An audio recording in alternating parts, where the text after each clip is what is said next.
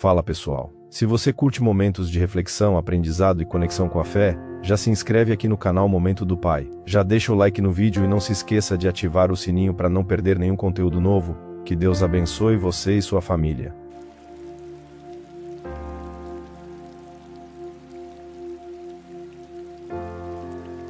Bom, quero te convidar a vir comigo nessa mensagem. Eu tenho muita coisa para compartilhar hoje. E como eu sempre falo, a medida que você vai receber depende do quanto de expectativa você tem em Deus para isso, amém? Não tem nada a ver com a qualidade do meu sermão, mas tem a ver com o quanto você está disponível para ouvir Deus falar essa noite. A gente está no segundo dia da série 3 dias no barco. E tá bem animado aí, tamo junto, Léo. E eu compartilhei na semana passada um pouco do que eu vivi com Deus nesse período lá no hospital. E hoje eu quero falar sobre inúmeras coisas que Deus falou comigo, mas preste atenção, em cada uma dessas coisas eu tenho certeza que você vai ser tocado de uma forma diferente, amém? Porque por mais que a gente fale para uma série de pessoas, cada um de nós vai ouvir Deus falando de forma individual essa noite. Eu quero te convidar a abrir a sua Bíblia em Atos 16, versículo 22. E é uma passagem que a gente já leu inúmeras vezes, eu já ministrei sobre ela, mas eu quero te convidar a perceber algo diferente nessa noite. Sabe, quando eu estava lendo essa passagem lá, durante a minha internação, Deus me mostrou algo que eu nunca tinha percebido nessa passagem. E é uma passagem muito conhecida, fala sobre Paulo e Silas numa prisão. Atos 16, 22. Acompanha comigo, diz assim: a multidão ajuntou-se contra Paulo e Silas, e os magistrados ordenaram que se lhes tirassem as roupas e fossem açoitados. Depois de serem severamente açoitados, eles foram lançados na prisão. Você pode dizer isso comigo? Diga: foram lançados na prisão. E o carcereiro recebeu instrução para vigiá-los com cuidado. Versículo 24. E tendo recebido tais ordens, ele os lançou no cárcere interior e lhes prendeu os pés no tronco. Por volta da meia-noite, Paulo e Silas estavam orando e cantando hinos a Deus, e os outros presos os ouviam. E de repente houve um terremoto tão violento que os alicerces da prisão foram abalados, e imediatamente todas as portas se abriram e as correntes de todos se soltaram. Quantos podem dizer glória a Deus por isso? Você pode repetir isso comigo? Deixa na tela, por favor. Você pode repetir, diga: imediatamente todas as portas se abriram e as correntes de todos se soltaram. Versículo 27. O carcereiro então, quando acordou, vendo abertas as portas da prisão, ele desembainhou a sua espada para se matar, porque ele pensava que os presos tivessem fugido. Mas Paulo gritou: não faça isso, estamos todos aqui. E o carcereiro então pediu luz, entrou correndo e trêmulo prostrou-se diante de Paulo e Silas. Então levou-os para fora e perguntou: senhores, o que devo fazer para ser salvo? Eles responderam: creia no Senhor Jesus e serão salvos você e todos os da sua casa. E pregaram a palavra de Deus a ele e a todos os de sua casa. Versículo 33. E naquela mesma hora da noite, o carcereiro lavou as feridas deles, e em seguida ele e todos os seus foram batizados. Preste atenção, esse cenário ele é absurdo, e ele é incrível, ele é surpreendente, porque Paulo e Silas estavam adorando no meio de um cativeiro, e até aí não existe nada de novo, todo mundo conhece essa passagem. E aí, enquanto eles adoravam, enquanto eles louvavam, as correntes se romperam, e aquela cadeia não só foi abalada, como os alicerces dela também. A palavra diz que em seguida o carcereiro ficou tão impactado que ele perguntou: o que eu preciso fazer para ser salvo? E aí Paulo e Silas disseram: olha, creia no Senhor Jesus e será salvo você e toda a sua casa. Só que essa pregação não terminou naquele momento, porque o carcereiro não só acreditou no que eles falavam, como desejou que eles falassem para toda a sua casa também. Olha só que louco, aquele que antes o prendia, agora estava levando Paulo e Silas para que compartilhasse dessa mesma mensagem de libertação para toda a sua família. Você consegue imaginar esse carcereiro chegando em casa com duas pessoas completamente estranhas? Eu imagino a esposa dele e os filhos perguntando: papai, quem que são esses caras? Ah não, filho, esses dois são duas pessoas que estavam presas e papai trouxe para falar de Jesus para vocês. Como assim, pai? aqueles dois não só falaram de Jesus para aquela família, como batizaram todos da casa do carcereiro. Presta atenção, não terminou aí. O carcereiro estava tão impactado que ele chegou ao ponto de lavar as feridas deles e dar jantar para eles também. Acompanha comigo, continua a leitura, por favor. Galera da mídia, vem comigo, por favor. Versículo 35 diz assim: e quando amanheceu... Não, versículo 34, volta um. Então os levou para sua casa, serviu-lhes uma refeição, e com todos os de sua casa alegrou-se muito por haver crido em Deus. E quando amanheceu, os magistrados mandaram seus soldados ao carcereiro com essa ordem: solte esses homens. O carcereiro então disse a Paulo: Paulo, os magistrados deram ordens para que você e Silas sejam libertados. Agora vocês podem sair. Você pode declarar isso comigo? Diga: agora você pode sair. Diga: agora você pode sair. Se você continuar essa leitura, preste atenção em mim, por favor. Se você continuar essa leitura, você percebe que Paulo e Silas, eles eram muito ousados. O que Paulo diz é o seguinte: não, a gente não vai embora assim. Porque quando vocês prenderam a gente, os magistrados nos prenderam diante de todo mundo. Agora vocês mandam nos libertar em secreto? Não. Aqueles que nos prenderam agora precisam vir nos libertar também. Meu irmão, preste atenção, o que eu aprendo com isso é o seguinte: eu fiquei lendo sobre essa passagem, talvez você nunca tenha percebido que as cadeias foram quebradas e as correntes foram destruídas, mas eles não foram embora. Porque quando a gente lê sobre o terremoto que aconteceu, a gente entende que o terremoto trouxe libertação, mas não foi isso que aconteceu. Porque se de fato eles tivessem sido libertos, eles teriam ido embora e a gente continuaria lendo o que aconteceu depois do terremoto. Mas Paulo e Silas, depois que as cadeias se abriram, foram para a casa do carcereiro e continuaram aguardando a ordem para que fossem soltos. Sabe o que Deus falou comigo enquanto eu li essa passagem? Liberdade não é fuga. Sabe, eles poderiam ter ido embora, mas a sentença continuaria sobre eles. Sabe por que tem muita gente vivido um evangelho pela metade? Porque aceita a verdade que diz que aquele que conhece a verdade está liberto, mas não entende que liberdade não é fuga. Meu irmão, liberdade não é para que você tenha autorização para pecar. Liberdade é para que você tenha poder sobre o inferno e a morte para não pecar mais. Liberdade não é para que a gente tenha uma vida qualquer com a nossa namorada e depois num culto, quando ouve um louvor sobre a graça de Deus, a gente se derrame. Não, liberdade é entender que aquilo que Jesus fez por nós é suficiente para que o meu namoro seja santo também. O que eu fiquei impactado quando eu li sobre isso é que a minha vida inteira, quando eu leio sobre Paulo e Silas louvando a Deus na prisão, a gente normalmente para no momento em que as portas se abrem, mas poucas pessoas percebem que as portas estavam abertas, mas eles continuaram esperando uma ordem. Sabe, quando o evangelho entra na tua vida, meu irmão, é como se as portas fossem abertas e as correntes fossem quebradas, mas você precisa entender o que Jesus fez na cruz sobre você. Sabe, eu consigo imaginar a diferença entre o que aconteceu com Paulo e Silas e trazendo para os dias de hoje. É como se fosse o seguinte: quando você vem à frente no final do culto e reconhece Jesus como Salvador, é como se as portas se abrissem e as correntes caíssem no chão. Só que isso é parte da libertação, porque ela se torna real na tua vida quando você entende que o que vai acontecer não depende do que um homem te prometeu, mas do que a palavra diz a teu respeito. Porque se eu me contento em conhecer o evangelho apenas pautado naquilo que dizem para mim que o evangelho é, eu vou sempre conhecer e experimentar o evangelho pela metade. Quantos estão entendendo isso? Deixa eu te dar um exemplo simples. Se eu tivesse saído do hospital antes do tempo do tratamento, eu me sentiria livre, mas eu não estaria curado. Meu irmão, eu estava sentado num quarto que tinha vista panorâmica para o McDonald's. Quantos conseguem entender isso? O meu quarto tinha vista panorâmica para o McDonald's. Só que a minha comida era comida de hospital. Eu acho que eu estava como o povo no deserto, que acreditava que tinha algo para acontecer lá na frente, mas ainda não podia experimentar.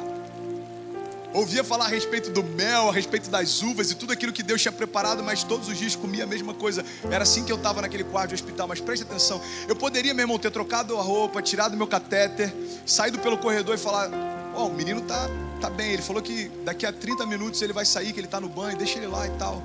Poderia ter saído disfarçado, comido McDonald's, estava tudo certo. Eu me sentiria livre, cara, em poder comer um Big Mac de novo. Como eu me sentiria livre? Agora preste atenção, o fato de eu estar fora não significa que eu estou livre. Sabe por quê? Porque sair do cativeiro fisicamente não significa estar livre plenamente. Meu irmão, os cativeiros que nos prendem não são físicos. É por isso que você mudar de cidade não vai mudar a tua história. É por isso que você mudar de faculdade ou curso não vai melhorar o teu autoestima. É por isso que você mudar de namorada não vai resolver o teu problema. É por isso que você sair da casa dos teus pais não vai facilitar a tua vida. É por isso que você mudar de igreja não vai tornar você mais crente. É por isso que você mudar de pastor, porque o pastor anterior não respondeu o WhatsApp, não vai fazer com que você se sinta cuidado. Meu irmão, os cativeiros não são físicos e a maior parte deles existe dentro de nós. Paulo e Silas já estavam livres, independente do cativeiro, e continuaram livres mesmo depois que as portas se abriram. Por que eles não saíram então? Porque eles sabiam que havia uma sentença sobre eles, e aqueles que o condenaram seriam obrigados a declarar que eles estavam livres também. É assim que o evangelho funciona, meu irmão. Aquelas pessoas que viram você sendo motivo de vergonha vão ver você agora recebendo de Deus dupla honra. Para mim, existe algo maravilhoso que tem acontecido nesses últimos 6 meses, que é a oportunidade de plantar uma igreja na cidade onde eu já fui motivo de vergonha para os meus pais.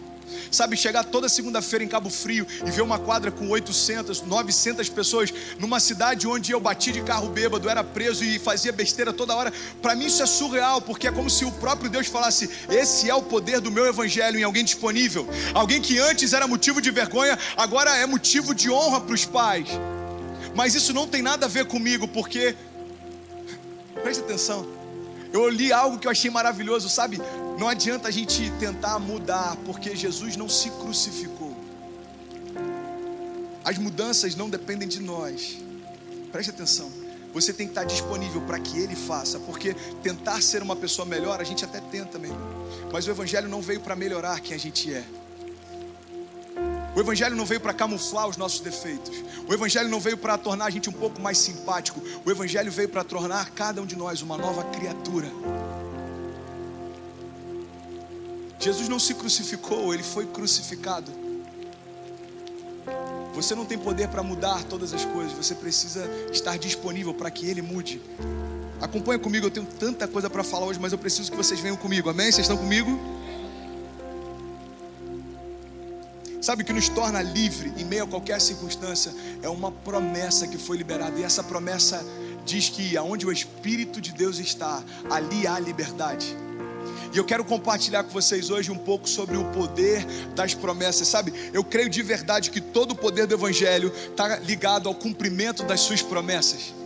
Sabe por que às vezes a gente não experimenta o poder pleno do Evangelho? Porque a gente não conhece plenamente as promessas. Então, a gente diz que a gente crê na palavra de Deus, mas a gente conhece muito pouco dela.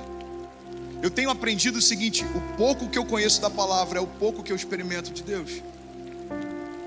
Eu tenho mais experiência do que eu tinha 10 anos atrás, porque eu conheço mais do que eu conhecia 10 anos atrás. E é por isso que a caminhada de um cristão é de glória em glória, porque quanto mais você conhece quem ele é, mais você se conhece, mais você sabe o que pode.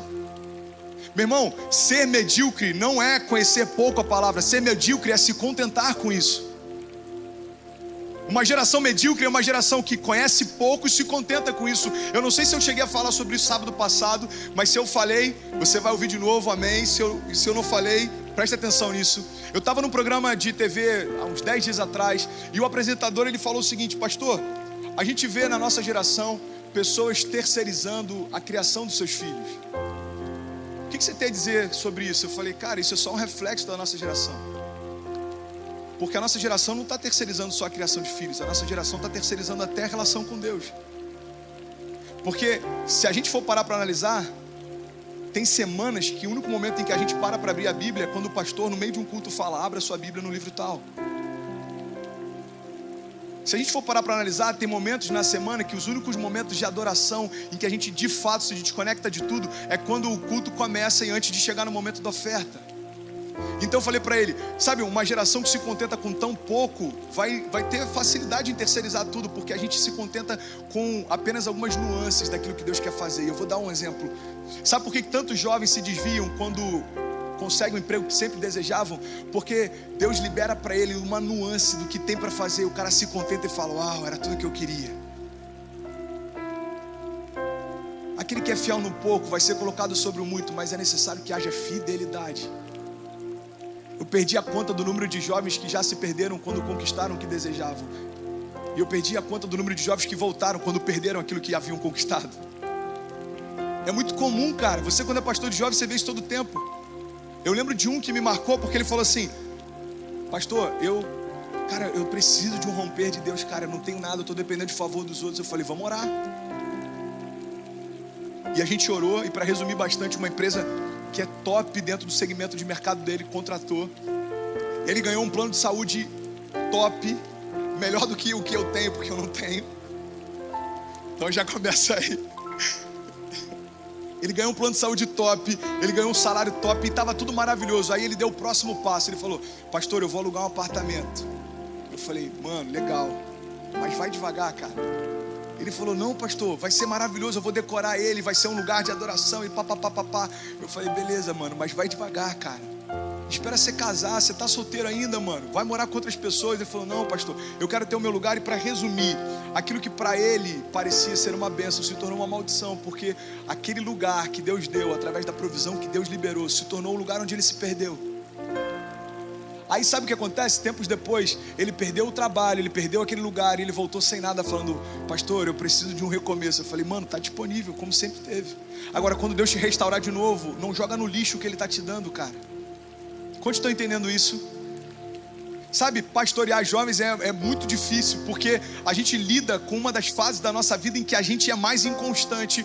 A gente está triste por coisas que não têm valor. Do nada a gente está feliz sem motivo algum. E isso acontece constantemente.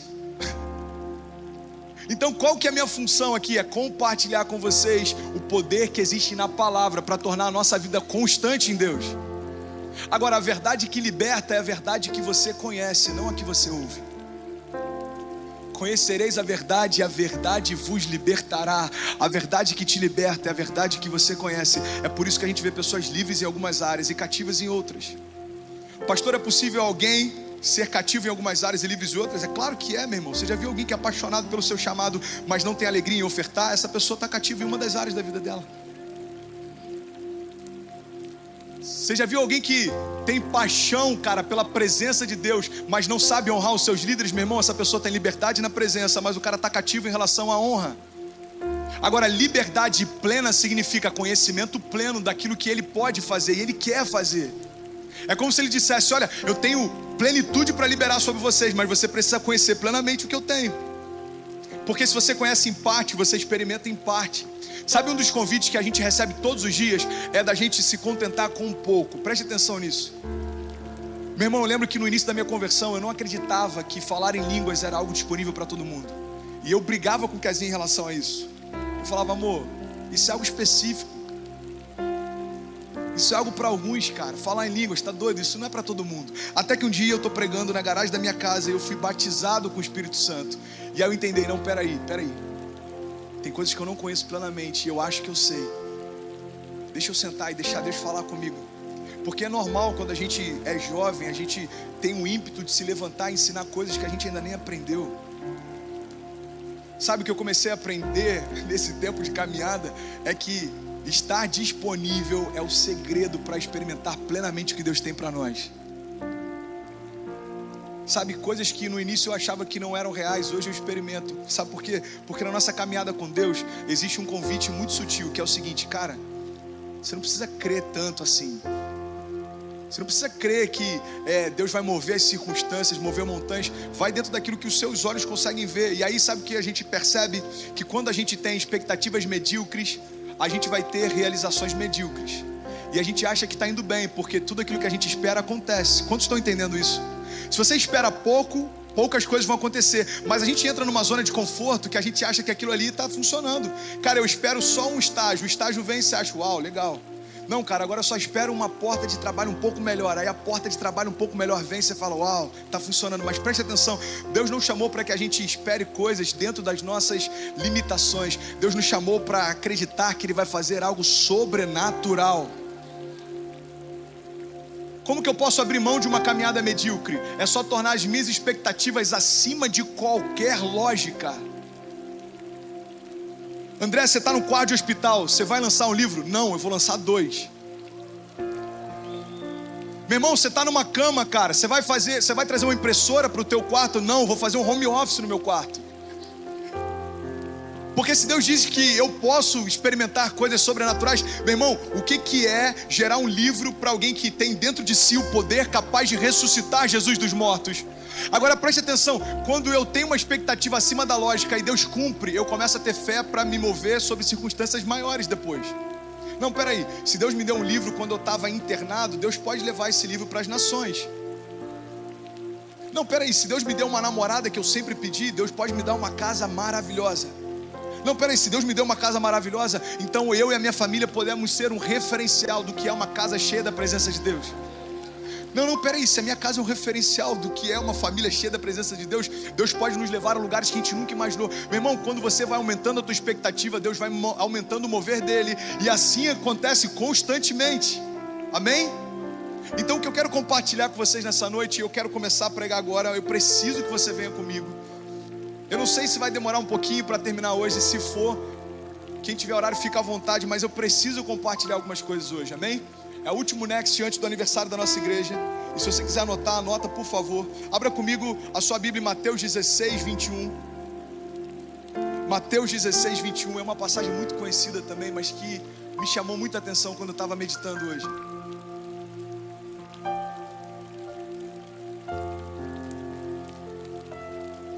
Todos acharam? Mateus 16, 21. Jesus chega para os seus discípulos e ele faz a seguinte pergunta: quem as pessoas dizem que eu sou? E aí os discípulos começam a responder: Senhor, alguns dizem que você é um profeta, outros dizem que você é a reencarnação do profeta tal, outros dizem que você é isso e aquilo. E aí Jesus pergunta: ok, agora quem vocês dizem que eu sou? Meu irmão, Jesus não estava com crise de identidade. Jesus sabia quem era. A pergunta de Jesus era o seguinte: eu quero saber quem vocês pensam que eu sou. E aí Pedro chega para Jesus e ele fala o seguinte: eu creio que tu és o Filho de Deus, tu és aquele que tira o pecado do mundo. E aí essa história você já conhece. Jesus chega para ele e fala: Pedro, essa revelação não foi feita pela carne nem pelo sangue, mas foi o próprio Deus que te revelou. E sobre essa revelação, Pedro, eu vou edificar a minha igreja, e eu vou dar para a minha igreja as chaves dos céus. E aquilo que vocês ligarem na terra terá sido ligado nos céus, e aquilo que vocês desligarem na terra terá sido desligado nos céus. Até aí todo mundo conhece, amém? Agora preste atenção. Desde aquele momento em que Jesus falou a Pedro, ele começou então a explicar aos seus discípulos que era necessário. Você pode declarar isso comigo? Diga: era necessário. E era necessário que ele fosse para Jerusalém e sofresse muitas coisas nas mãos dos líderes religiosos, dos chefes dos sacerdotes e dos mestres da lei, e fosse morto e ressuscitasse no terceiro dia. Então Pedro, chamando Jesus à parte, cara, olha só que lindo esse detalhe. Você consegue imaginar essa cena? Jesus está dizendo o seguinte: bom, gente, Pedrão acabou de declarar que eu sou o Filho de Deus, aquele que tira o pecado do mundo. Glória a Deus, Pedrão, muito bom, cara. Então acho que vocês estão preparados para entender a segunda parte da história. É o seguinte: a gente vai para Jerusalém, eu vou ser açoitado, envergonhado, humilhado, crucificado, e eu vou morrer. Mas fica tranquilo, porque eu vou ressuscitar. E aí Jesus acaba de compartilhar isso. Sabe o que acontece? Pedro chama Jesus à parte. Ele fala: Senhor, deixa eu falar contigo rapidinho. Vem cá. Não, Pedrão, peraí, mano, estou aqui compartilhando. Não, só um minutinho, vem cá rapidinho. Aí Pedro faz o seguinte: começa a repreender Jesus, dizendo: nunca, Senhor, isso nunca te acontecerá. Versículo seguinte: Jesus então virou-se e disse a Pedro: para trás de mim, Satanás, porque você é uma pedra de tropeço para mim, e não pensa nas coisas de Deus, mas nas coisas dos homens. Preste atenção, olha para mim. Meu irmão, você acredita que Pedro foi repreendido por tentar livrar Jesus da morte? Não. Pedro foi repreendido por tentar livrar Jesus do cumprimento das promessas. Porque tudo que Jesus fez tinha poder, porque cumpria promessas que haviam sido feitas antes dele vir. Preste atenção nisso, olha para mim. Quando Pedro chega para Jesus e fala: Senhor, você não vai morrer, isso nunca acontecerá, para Pedro é uma expressão de cuidado. Só que para Jesus, ele está livrando ele da única coisa que fez com que ele viesse para a terra. Jesus não veio à terra para passeio, Jesus veio para morrer numa cruz. Jesus não veio para a terra e a cruz foi um engano, foi um problema no meio da trajetória. Não, ele foi gerado no ventre de uma mulher. Ele cresceu em estatura e graça diante dos homens. Ele aprendeu a palavra, manifestou milagres, ensinou os discípulos. E ele caminhou sobre a face da terra exatamente para que se cumprisse a palavra que dizia que maldito é aquele colocado sobre o madeiro. Jesus veio para morrer naquela cruz. Quando Pedro está dizendo para ele, Senhor, não vai acontecer isso, Pedro está dizendo o seguinte: Senhor, não vai se cumprir uma promessa que foi feita pelo teu Pai. Vocês estão comigo, amém? Sabe o que eu percebo? Todas as vezes que Jesus repreendeu Pedro, é porque Pedro tentava lutar contra o cumprimento das promessas.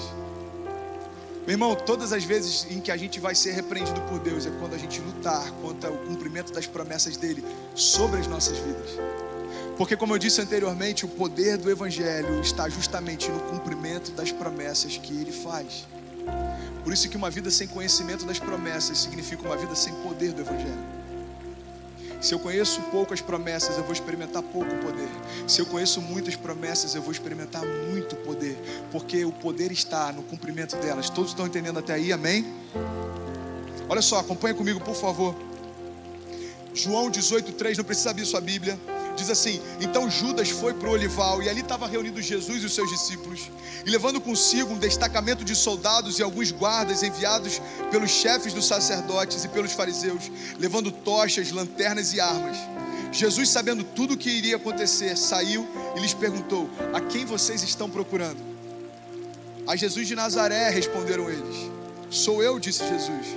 E Judas, o traidor, estava com eles. E quando Jesus disse, sou eu, eles recuaram e caíram por terra. E novamente lhes perguntou, a quem procuram? E eles disseram, nós procuramos a Jesus de Nazaré. E respondeu Jesus, já lhes disse que sou eu. Se vocês estão me procurando, deixem ir embora esses homens. E isso aconteceu para que se cumprisse a palavra que dissera, não perdi nenhum daqueles que me deste. Simão Pedro, que trazia uma espada, tirou-a e feriu o servo do sumo sacerdote, decepando-lhe a orelha direita. Jesus, porém, ordenou a Pedro, guarde a espada. Preste atenção nisso. Acaso não haverei de beber o cálice que o meu pai me deu? Mano, vem comigo nesse piano aí, pelo amor de Deus, filho. Sem canção de ninar, vem comigo na pressão. Preste atenção, gente. O que Jesus está dizendo para ele é o seguinte, Pedro, acaso não preciso eu beber do cálice que meu pai me deu? Porque quando Jesus chega ao ponto de temer a morte, Jesus não estava com medo da cruz, preste atenção, Jesus não estava com medo do sofrimento dos cravos. Quando Jesus chega ao ponto de dizer, Deus meu, por que me desamparaste? Quando Jesus chega ao ponto de dizer, Pai, se possível for, afasta de mim esse cálice, você sabe qual era a preocupação de Jesus? Ele estava com medo da ira de Deus sobre o pecado do homem. Ele vira para Pedro e diz, Pedro, não é necessário que eu beba da ira do meu pai, não é necessário que eu cumpra aquilo que a palavra disse. Pedro, não adianta lutar na força da espada, porque as promessas não se manifestam por força. Sabe, o que eu quero compartilhar com você nessa noite é que você pode deixar de viver as promessas de Deus por 3 motivos. Por não conhecer as promessas, por não esperar o cumprimento delas, ou por não confiar que elas vão se cumprir. Primeira parte que eu quero compartilhar com vocês se chama conhecendo as promessas. Você pode repetir isso comigo? Diga, conhecendo as promessas. Como eu já disse ainda há pouco, conhecereis a verdade e a verdade vos libertará. Isso tem a ver com a parte da verdade que a gente conhece. Sabe, o propósito da nossa história está diretamente ligado para onde a nossa história aponta. Se a tua história só tem pinceladas de Jesus, significa que Jesus para você é só um item acessório que você carrega na tua jornada. Preste atenção nisso, cara, por favor. Se a tua história é construída em cima dos seus sonhos e até tem um pouco de Jesus nela, não é Jesus quem constrói a tua história, é você quem constrói e coloca ele em alguns pontos dela. Porque toda história que é construída por Deus aponta para ele em todo o tempo. Toda história que é construída por Deus aponta para Ele em todas as circunstâncias. Então preste atenção, Jesus não é um meio para que eu alcance aquilo que eu quero. Porque se Jesus é uma ferramenta para eu chegar lá, Ele já deixou de ser o meu destino há muito tempo. Meu irmão, se você quer ter uma casa e Jesus é só um meio para te dar uma casa, Jesus se tornou um acessório para você. Se você quer ser próspero e Jesus é só um meio para você ter prosperidade, Ele é só um acessório para você. Se você quer seguir o teu chamado, mas você está muito mais preocupado em fluir na unção do que ter a presença dele, ele é só um acessório para você. Desculpa falar isso, mas eu estou falando com propriedade porque eu já experimentei etapas assim. Mano, vem comigo, mano. Vamos junto. Isso, vem junto. Quando eu subir, você sobe junto. Vamos quebrar tudo hoje, em nome de Jesus. Vocês estão comigo, amém? Vamos lá, vamos tornar essa noite especial. Essa noite ela é única, sabe por quê? Porque ela não vai acontecer de novo. Quantos creem assim? Preste atenção, se Jesus é uma ferramenta para eu alcançar um propósito, Ele se transformou em um acessório na minha mochila durante a jornada. Sabe uma coisa que eu percebo que a gente faz isso naturalmente? É transformar o sangue de Jesus em mais um remédio na prateleira. Então tem momentos que a gente nem lembra que ele existe, mas quando uma doença chega na nossa casa, peraí, o sangue de Jesus tem poder para me livrar. Sabe, o nome de Jesus muitas vezes para nós parece que é como se fosse um amuleto da sorte. E quando a gente está diante de uma entrevista de emprego, a gente fala: há poder no nome de Jesus, eu já consegui esse emprego. E aí a gente consegue o emprego e o nome de Jesus volta para a mochila até que novamente um desafio apareça, a gente precisa dele de novo. Sabe qual a diferença entre o nome dele ser o centro de tudo ou ser só um acessório? Depende da tua caminhada e para onde a tua história aponta. Se a tua história aponta para ele, ele se tornou o centro. Se a sua história só tem pinceladas dele, ele se tornou periferia. Você sabe qual a diferença da periferia para o centro? É que o centro está aqui, é onde tudo acontece, a periferia acontece em torno disso. Se Jesus é a tua vida, todas as suas conquistas e os teus sonhos estão em torno dele. Agora, se Jesus está à parte, os teus sonhos é o que ditam a tua caminhada, e Jesus está só observando você construir com a força do teu braço. Tem alguém aqui comigo essa noite? Sabe, eu preciso compartilhar isso porque talvez não seja a mensagem mais romântica, mas é a única mensagem capaz de nos transformar e nos trazer para o centro de novo. Meu irmão, eu não acrescentei Jesus na minha história, ele se tornou o centro e tudo ao meu redor virou acessório. Porque a construção da nossa história deve ser vertical. A construção da nossa história deve ser vertical, porque a gente entende para onde a gente está indo. E se você quer crescer para os lados, não tem sentido, porque o caminho está errado, irmão. Meu irmão, se você quer crescer para os lados, o caminho está errado. Se é o céu o centro da nossa busca, é para lá que a gente tem que se nortear. É para lá que tudo que a gente faz tem que pautar. É para lá que tudo que a gente vive tem que apontar. É por isso que a palavra de Deus diz o seguinte, olha só: os sinais acompanharão aqueles que creem. Quantos aqui já ouviram isso, creem nisso? Sabe, os sinais acompanharão aqueles que creem. Eu fiquei meditando sobre isso hoje, olha que coisa incrível. A gente acha que os sinais são para edificar a nossa fé, mas não são. Porque se os sinais acompanham os que creem, significa que eu já creio, amém? Então para que os sinais acontecem? Os sinais não são para mim, cara, são para quem está ao meu redor e sabem qual é o Deus que eu sirvo. Quando as pessoas olharem para os sinais de Deus na minha vida, os meus momentos, o meu romper, tudo que eu construí vai apontar para Ele, porque o meu sinal aponta para algo maior do que mim mesmo. Cara, é por isso que o nome é sinal. Sabe, o poder não está no sinal, mas para onde ele aponta. Se tivesse um incêndio no meio desse culto, a gente correria para procurar os sinais de onde tem portas de emergência. Mas os sinais não são a nossa salvação, mas eles apontam para onde é. Quantos estão entendendo isso? É por isso que a gente viu durante muito tempo uma geração correndo em busca de uma caminhada marcada por sinais. Eles não entenderam que a unção é algo que você tem para liberar sobre o outro e não para si. Porque se a minha história é marcada só por sinais e poder sobrenatural, cara, eu estou me entretendo com os sinais que deveriam ser para o outro e não para mim. Sabe, simpatizantes da fé acrescentam Jesus à sua rotina, mas não transformam a sua história a partir dele. Porque para onde a minha história aponta, determina quem está escrevendo ela. Você pode declarar isso, diga: para onde a minha história aponta, determina quem está escrevendo. A minha carreira deve apontar para Jesus, meu irmão, não o contrário. Sabe uma coisa que eu vi e eu me alimentei durante muito tempo, quando eu me converti? Eu lia sobre livros que falavam sobre... não falavam sobre prosperidade no Evangelho, mas falavam sobre o Evangelho que se limitava só à prosperidade. E aí eu entendia que o Evangelho era uma ferramenta para me abençoar dentro dos meus negócios, uma ferramenta para me abençoar dentro da minha carreira. Mas preste atenção, meu irmão, Jesus não vai apontar para a tua carreira, porque Jesus não morreu por ela. Jesus não vai apontar para a tua faculdade, porque Ele não morreu por ela também. Jesus não vai apontar nem para o teu chamado, preste atenção, porque quando a gente chegar no céu, o nosso chamado não vai ter mais sentido. Qual o sentido de um chamado evangelístico se lá no céu já está todo mundo salvo? Qual o sentido de um chamado apostólico se lá você não tem igrejas para plantar, nem fundamentos para instituir? Meu irmão, presta atenção, até o nosso chamado é passageiro. Agora existe uma coisa que é eterna. Estar na presença dele é o projeto que ele tem para nós eternamente. Cara, para onde a nossa história tem apontado, o que a gente está escrevendo, meu irmão, durante a nossa juventude, o que a gente tem pautado e se preocupado em construir?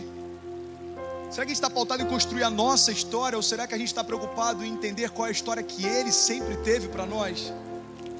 Até 11 anos atrás, a minha preocupação era construir a minha história. Sabe o que eu entendi? Que tudo que eu construí, eu perdi. Tudo aquilo que eu construí até o dia que Jesus entrou na minha vida não existe mais, mas aquilo que ele me deu desde o primeiro dia até hoje permanece. Eu sou salvo, eu sou livre, eu sou santo, eu tenho liberdade, meu irmão. Eu tenho uma casa que foi construída na rocha, eu tenho uma família que aponta para ele, eu e a minha casa servimos a ele. Todo sábado eu venho falar da bondade de um Deus que é bom. Ele é bom, cara, ele é bom, e a bondade dele permanece para sempre. Se Deus nos convida a confiar, você não tem que ter medo daquilo que você está abrindo mão, porque aquilo que você abre mão para viver com Deus não se compara com a glória reservada para nós. Não se compara. Ah, pastor, mas o emprego que eu tenho é tão bom, cara, eu tenho que negociar alguns princípios, mas ele tem me abençoado tanto. Não, meu irmão, ele tem te dado coisas que você deseja, mas a bênção não faz com que você fira princípios.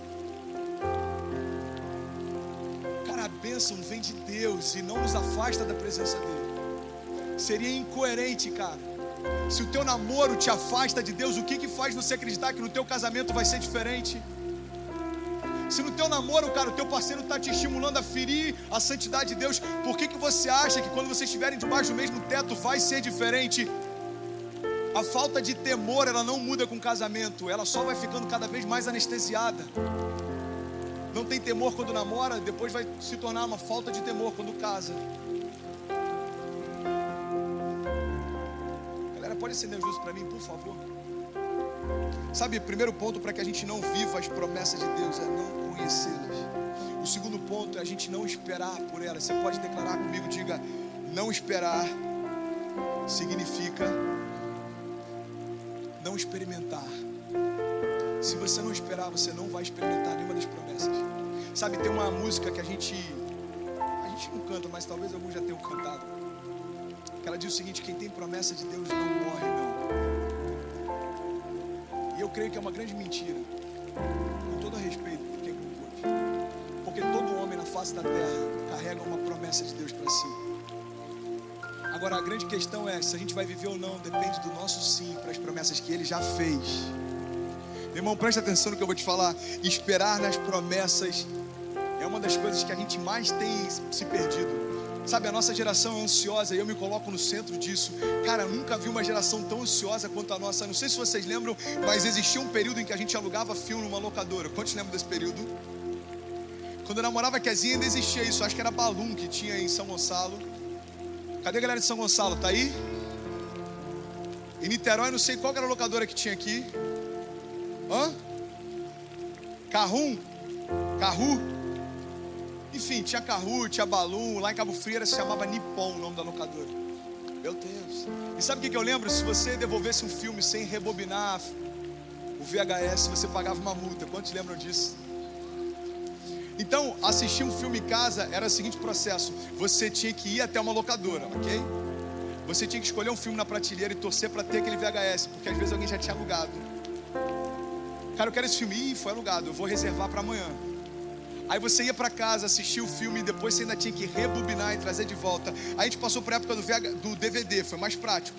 Você só chegava, alugava o DVD, assistia, não precisava rebobinar, já estava ok. Aí depois do DVD veio a era do Netflix, do streaming. Quantos estão nessa era aí? Pode falar, gente, não vou endemoniar a Netflix não, é top. Todo mundo com medo de eu dar uma cajadada, né? Não, é muita hipocrisia falar do Netflix e assistir, é muita hipocrisia bater no WhatsApp e usar, é muita hipocrisia falar do YouTube e depois utilizar. Tem muitos pastores que se levantam para bater nas redes sociais, mas dependem dela para impulsionar o ministério. Eu não vou falar que o problema está nelas. O problema não está nelas.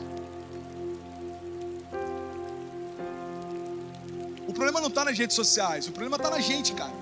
Porque se eu não for sarado, um carro para mim pode ser motivo de perdição. Se eu não for sarado, um namoro para mim pode ser motivo de perdição. Se eu não for sarado, o YouTube para mim pode ser um canal de morte. Não depende das ferramentas, mas como eu utilizo. Preste atenção nisso. A gente está numa fase em que a gente não consegue esperar nenhum anúncio do YouTube até o final. Aparece lá 5 segundos, a gente fica clicando. Quantos estão se vendo nisso? Vai. Já parou para pensar que louco isso? Cara, esse é o reflexo da nossa geração. Você manda um áudio de 1 minuto e 30 no WhatsApp. Sabe o que os jovens falam? Pastor, manda áudio mais curto, cara. 1 minuto e meio. Se o cara fosse fazer um gabinete, só o tempo dele cumprimentar, dar um abraço, puxar a cadeira, pum, já deu 1 minuto e meio. Mas você ouvir na comodidade da tua casa um áudio de 1 minuto e meio, pra gente hoje já é muito. Você vê um áudio de 2 minutos e 30, sabe o que você faz? Você ouve da metade pro final e ainda vai acelerando assim, ó. Tô mentindo, gente? Então preste atenção. Sabe o que acontece? Tudo que a gente faz no nosso dia a dia reflete a forma como nós lidamos com todas as coisas. A gente está ansioso para ver um vídeo, a gente está ansioso para ouvir um áudio, a gente está ansioso para ver o cumprimento das promessas também. Só tem um grande problema nisso: a promessa não se submete ao teu tempo, mas o tempo de quem a declarou. Meu irmão, aí que existe um grande desafio. É você desejar o cumprimento da promessa, mas não aguardar o tempo de quem a fez. Sabe, não saber esperar o tempo da promessa significa não viver a promessa. Ou se contentar com algo que parecia com o que foi prometido. Deus prometeu algo e aparece algo parecido. Você não está afim de esperar, então, Deus, tá bom, cara, parece com aquilo que você me prometeu. Só que quando a gente se contenta com aquilo que parece com a promessa, o genuíno de Deus nunca vai vir. Porque quando Ele olhar para você, você está ocupado demais, entretido com aquilo que parece com o que Ele te prometeu. Meu irmão, esperar a promessa significa receber a promessa. Esperar a promessa é necessário para que ela se cumpra. Atos 1:4, preste atenção, diz assim: certa ocasião, enquanto comia com eles, deu-lhes essa ordem. Jesus disse para os discípulos: não saiam de Jerusalém, mas esperem pela promessa do meu Pai, da qual eu falei a vocês. Pois João batizou com água, mas dentro de poucos dias vocês serão batizados com o Espírito Santo. Sabe, a promessa que Jesus liberou sobre os discípulos não era nova. Já havia sido liberada pelo profeta Joel. O profeta Joel declarou: olha, eu derramarei do meu Espírito sobre toda a carne. Então quando Jesus faz essa promessa, Ele está declarando algo que já havia sido declarado. Ou seja, todo o povo já conhecia essa promessa. Mas sabe o que é interessante?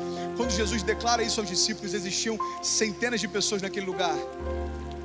Alguns dias depois, quando se cumpre a promessa em Atos 2, a palavra de Deus diz que eles estavam reunidos em um só lugar e veio sobre eles poder através do Espírito Santo, como línguas de fogo, e se repartiu sobre cada um deles, e eles foram cheios do Espírito Santo de Deus, e se cumpriu a promessa feita pelo profeta Joel. Presta atenção. Você sabia que no dia em que Jesus fez a promessa, alguns dias depois, quando a promessa se cumpriu, centenas de pessoas desistiram de esperar por ela? Irmão, se as pessoas não conseguem esperar o próprio Deus em forma de carne prometendo, é comum a gente desistir antes de Deus prometer o que falou pra gente.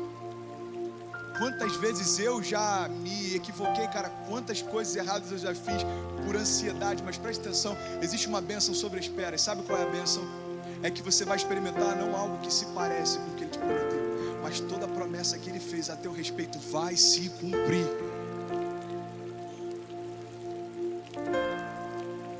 Toda promessa que Ele fez vai se cumprir, sabe? Tem um livro do pastor Drummond, eu só preciso de mais 10 minutos, eu juro que eu estou terminando, amém? Tem um livro, quantos querem que eu termine? Diga amém. Amém, tá melhorando, só tem um demoniado ali, ó, o pessoal da intercessão. Brincando, tá? Tamo junto, hein? Vou fazer um apelo, daqui a pouco você vem, filho. Não uma de desentendido não, presta atenção. Cara, tem uma passagem no livro do pastor Drummond que eu achei incrível. Ele fala o seguinte, é uma história real. Fala de uma nadadora que ela estava batendo um recorde e ela tinha um sonho de bater esse recorde. E aí ela mergulhou, a água estava muito fria e ela começou a nadar. Ela foi dando uma abraçada depois da outra e uma abraçada depois da outra. E tinha um barco que ia acompanhando ela durante o percurso. E aí a história diz que quando essa mulher já estava muito cansada, ela começou a olhar para frente e só tinha neblina na frente dela. E ela continuou insistindo por mais algumas horas, e até que ela desistiu. Ela levantou a mão, o barco que estava acompanhando o trajeto colocou ela de volta e falou assim: cara, por que você desistiu agora? Você está a alguns metros de chegar na costa, por que você desistiu? Sabe qual foi a resposta dela? Porque a neblina não me deixou ver o quão perto eu estava. Sabe por que às vezes a gente desiste quando está muito perto? Isso só vai acontecer quando a gente se mover por vista e não por fé. Porque quando a gente se move por vista, o que vai determinar se a gente continua acreditando é aquilo que a gente consegue ver. Mas se a gente vai se mover por fé, o que vai determinar se a gente continua confiando é aquilo que a gente crê. Eu sei quem me prometeu e Ele é fiel para cumprir. Eu sei as palavras que Ele tem ao meu respeito, palavras de paz e não de mal, para te dar o fim que você deseja. Eu sei quem me prometeu e Ele vai cumprir. Eu só preciso confiar, meu irmão. Você só precisa continuar acreditando, esperar mais um pouco. Não desiste, cara. Se Deus te prometeu que você vai ser uma referência enquanto você for jovem, entenda o seguinte: ser uma referência para a nossa geração não significa necessariamente falar para as multidões. Tem muita gente se frustrando porque Deus me prometeu ser uma referência para a minha geração e as multidões ainda não pararam para me ouvir. Ok, mas existe alguém do teu lado que pode ser afetado pelo que você carrega. Existe uma faculdade inteira que pode ser afetada pelo que você carrega. Meu irmão, não espera o microfone estar nas tuas mãos, porque você só vai ter autoridade para falar depois que você adquirir o direito de ser ouvido. Eu estou começando, cara, eu tenho alguns anos de ministério, mas a minha história não começou num palco. A minha história começou em missões, quando ninguém me via. A minha história começou limpando o banheiro durante o culto jovem. A minha história começou quando eu não tinha a menor ideia do que era evangelho, mas eu chegava numa Assembleia de Deus às 7 horas da manhã para poder ouvir, e ver Quezinha também, mas ouvir tudo que eles tinham para falar.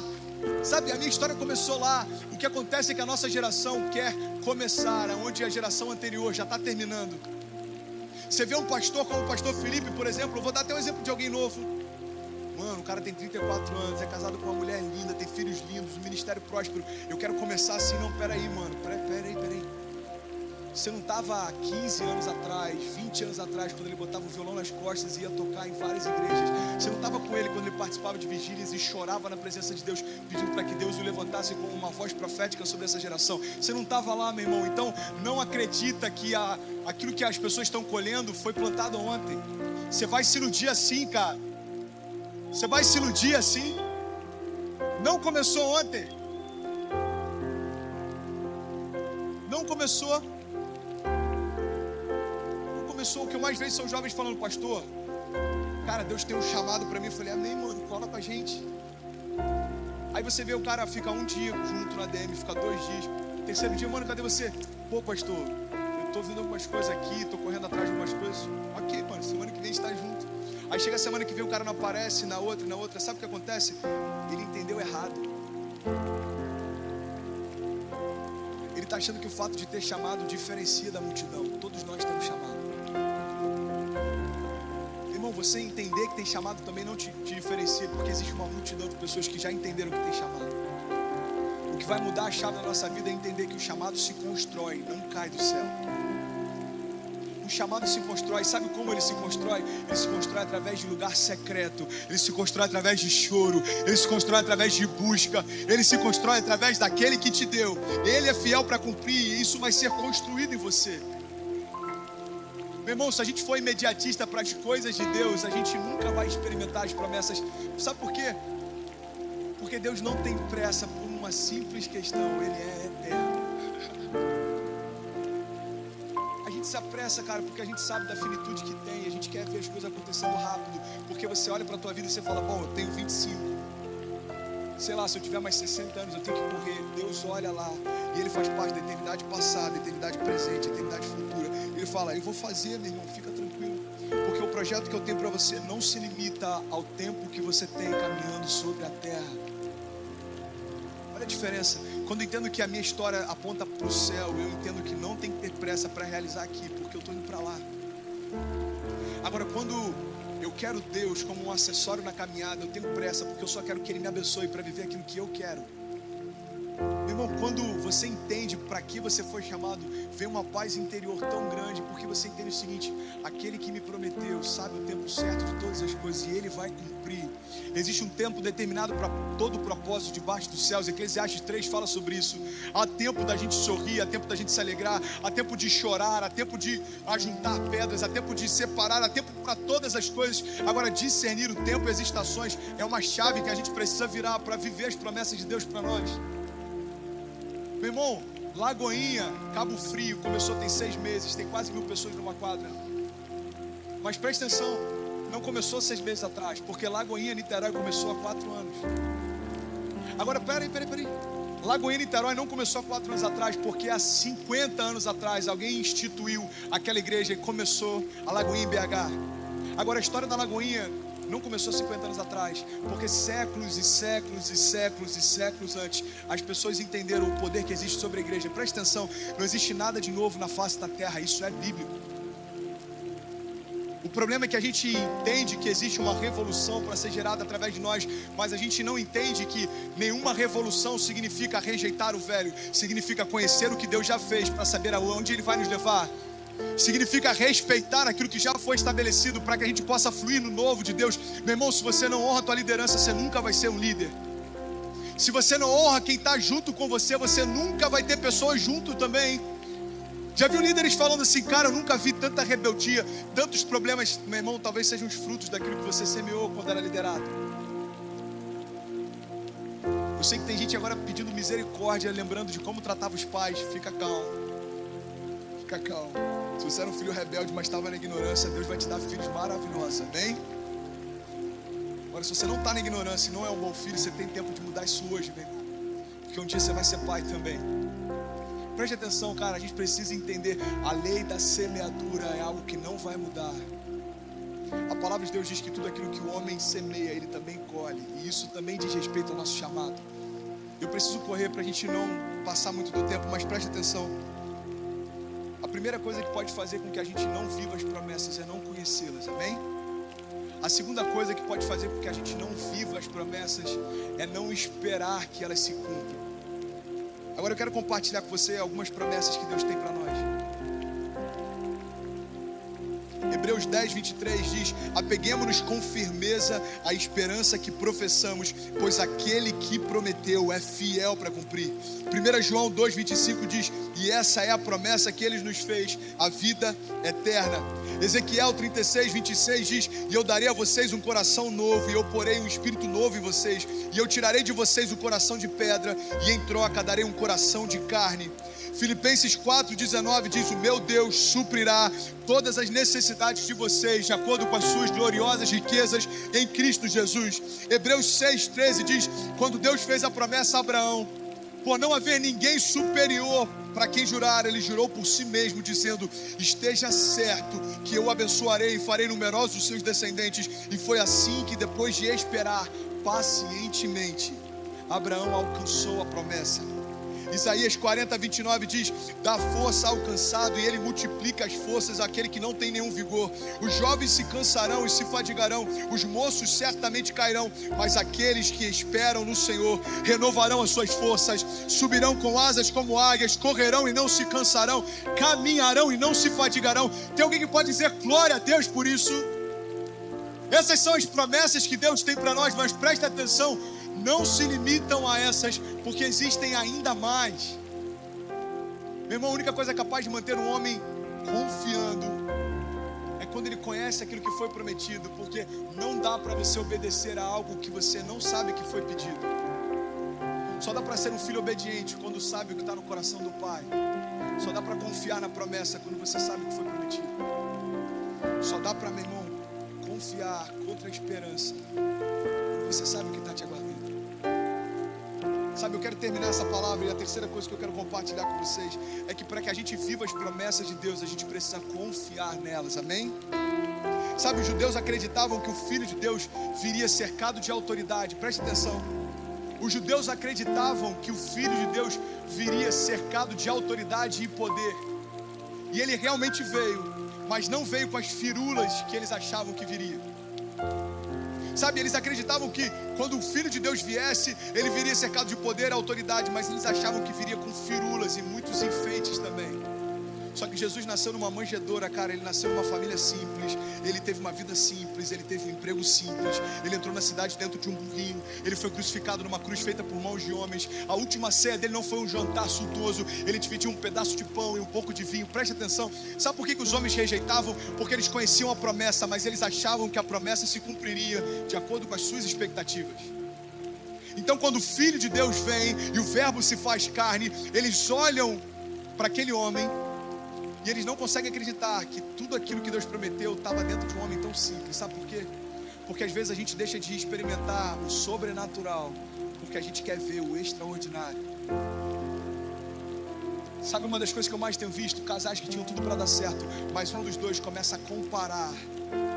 E aí você olha para tua namorada e fala: cara, não sei se é ela. Por quê, meu irmão? Porque tem alguém no Facebook que te seguiu e você achou um pouco mais interessante. Tem gente rejeitando promessas de Deus porque os olhos estão vendo coisas que parecem melhores. Mas preste atenção, ou você caminha pelo que você vê, ou você caminha pelo que você crê. As duas coisas não vão te levar para o mesmo lugar.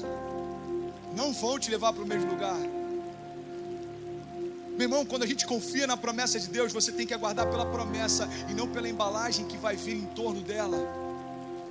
Lembra do que eu falei a respeito de chamado? Sabe por que tem gente rejeitando o chamado? Porque quando Deus disse: você vai abalar uma multidão, você vai falar às nações, você vai ser pai de multidões, a gente acha que isso vai acontecer no palco. Talvez as nações que Deus quer te dar estão em campos missionários e você não tem ideia ainda. Cara, eu vou liberar sobre você poder, e quando você falar no meu nome, pessoas vão se quebrantar. Amém. Meu Deus, eu só preciso de uma oportunidade, que o pastor Felipe me chame um dia, que o André me chame um dia para dar uma palavra de oferta, e aí todo mundo vai ver o poder que Deus liberou sobre mim. Não, meu irmão, presta atenção. Quando a gente espera uma plataforma para poder fluir naquilo que Deus deu, não tem mais nada a ver com Ele, cara. Não tem mais nada a ver com Ele. Sabe por quê? Eu sei de onde eu vim, eu sei para onde Ele vai me levar. A plataforma só aumenta o alcance da minha voz, mas se ela for retirada, eu continuo carregando a mesma verdade e falando das mesmas coisas. Quando eu estava em missões na Bolívia, eu falava do mesmo evangelho que eu prego para vocês. A diferença é que tinham crianças ouvindo no hospital, e agora tem jovens precisando de cura também ouvindo. Sabe, quando eu falava em missões na Bolívia para tribo indígenas, a diferença é que aquelas pessoas não conseguiam entender muito bem a minha voz. Mas que diferença faz se a gente entende o que está sendo falado, mas a gente não busca viver o que a gente está ouvindo? Meu irmão, não tem diferença de um campo missionário para uma igreja, não tem diferença de uma plataforma para o YouTube, não tem diferença das pessoas que me conhecem na faculdade para as pessoas que seguem o meu feed, quando aquilo que eu compartilho é aquilo que eu vivo, tem poder para mudar a história.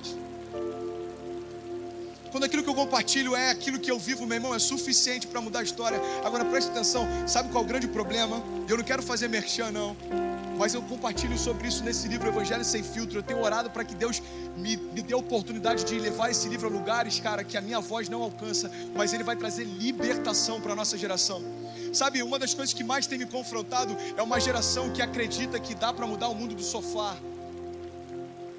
Meu irmão, não dá para mudar o mundo do sofá, porque o nosso discurso não vai afetar as pessoas que nos seguem, porque o nosso feed, cara, ele foi editado, selecionado, filtrado. Você seleciona o que você quer compartilhar, você só mostra a tua melhor parte. Agora, as pessoas que convivem com a gente conhecem as nossas reações. E sabe qual é o poder de uma reação? Ela é instantânea e não dá para você planejá-la.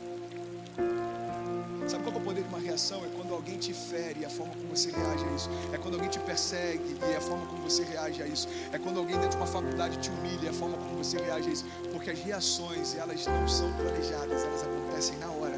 E ninguém pode dar o que não tem. É o que o Farrah falou: quando a gente é balançado, o que sai é a nossa essência. É como um copo cheio de água. Quando as circunstâncias vêm, o que vai sair de dentro de nós? Sabe, eu estou terminando essa mensagem. Eu espero que você tenha se identificado em nome de Jesus. Amém? E eu termino falando sobre isso. A gente precisa confiar. Sabe, os judeus rejeitaram porque eles confundiram algumas coisas. E a gente confunde também. Tem gente rejeitando o novo de Deus porque confundiu o poder de Deus com glamour. Confundiu unção com status, confundiu liberdade com libertinagem, confundiu graça com liberação para poder pecar, confundiu profundidade com complexidade, confundiu superficialidade com simplicidade. Meu irmão, você sabe por que tudo que Jesus fez tinha poder? Preste atenção. porque tudo que ele fez cumpria promessas que haviam sido feitas antes dele. Jesus entrou na cidade num burrinho. Por que isso foi poderoso? Porque havia sido prometido. Jesus foi vendido por um dos seus discípulos. Por que isso é poderoso? Porque havia sido prometido e assim se cumpriu a palavra de Deus.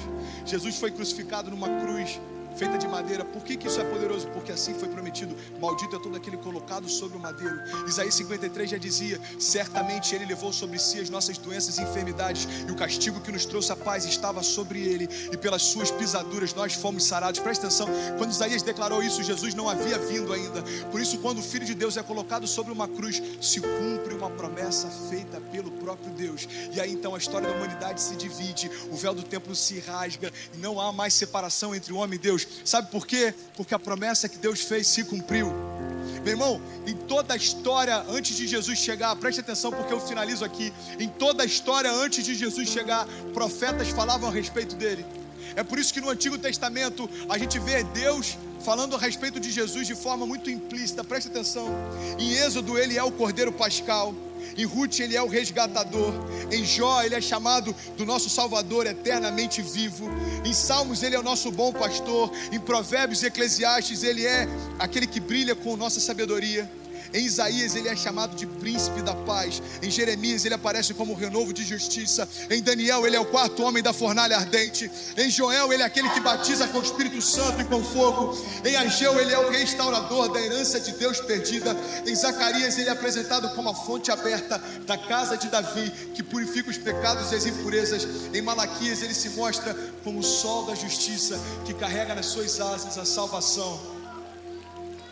Meu irmão, quando Jesus veio à terra, se cumpriu a promessa que o Pai já havia feito. E esse é o meu Filho amado, em quem eu tenho todo o meu prazer. Sabe o que eu vim declarar nessa noite? É que você faz parte de uma promessa de Deus liberada sobre a terra. E essa promessa é que todo aquele que nele crê não vai morrer, mas vai ter acesso à vida eterna. Por isso eu te convido a ficar em pé em nome de Jesus. Eu quero orar com você, fique de pé. Fique de pé. Sabe, uma das promessas que mais me alegram no Evangelho está em Isaías 9,6. Fique de pé em nome de Jesus. Isaías 9,6 diz: olha, um menino nos nasceu e um filho nos foi dado. Esse filho se chama Jesus. Isaías ele diz o seguinte: e o controle estará sobre ele, o governo estará sobre os seus ombros, e ele será chamado Maravilhoso Conselheiro, Deus Forte, Pai da eternidade e Príncipe da paz. Se você crê nisso, meu irmão, adore a Ele o mais forte que você puder nessa noite. Ele já venceu a morte, ressuscitou. E assim chegamos ao final de mais um Momento do Pai. Se esta mensagem tocou o seu coração, não aguarde só para você. Compartilhe este vídeo com seus amigos, sua família e em seus grupos, para que mais pessoas possam ser alcançadas por esta palavra de fé. Além disso, quero que saiba que este é um espaço seguro para nos conectarmos em oração. Se você ou sua família estão precisando de uma prece, escreva seu pedido aqui nos comentários. Estaremos lendo e orando por cada um de vocês. A sua causa é a nossa causa. Que a bênção do Pai, do Filho e do Espírito Santo esteja com você e sua família hoje e sempre.